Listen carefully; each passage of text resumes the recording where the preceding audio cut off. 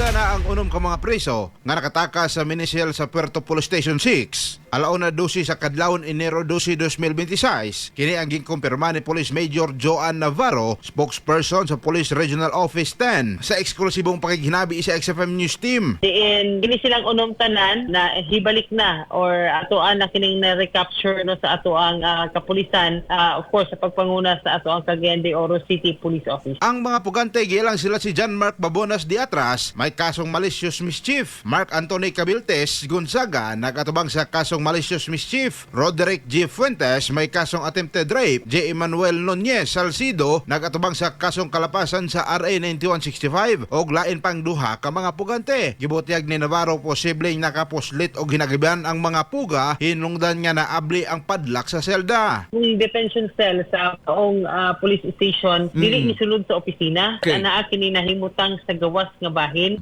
Diin sa gawas nga bahin pod bisag kinsa lamang ang makaagi-agi, ilang gituuhan nga siguro aduna kini nakapuslit nga gamay siguro kay nga kanang hinagiban nga pwede nga mudaot or mogabas sa katong adunay katong ginasudlan bitaw sa kaning padlak. Upat matud pa sa mga pugante ang malampusong nasikop sa mga otoridad, samtang aduha kusa nga ni surrender sa kapulisan. Gani usa sa mga pugante ang niabot sumala pa sa Kiara Don Carlos Bukidnon. Apan ni sikop ra usab kini sa kapulisan. Sa pikas bahin ang hepe sa Puerto Police Station 6 ang girelieve na sa pwesto, samtang padayon karong giimbestigahan sa PRO 10 ang maong hitabo og posible matod pa nga makatubang kini sa kasong administratibo. Mga katropa, kape ba nga healthy imong gipangita? Mag Santon Plus Coffee Mix ka na. Alang sa nakahiusang Pilipino para sa Pilipinas, katropang Ruston Villafranca, XFM News.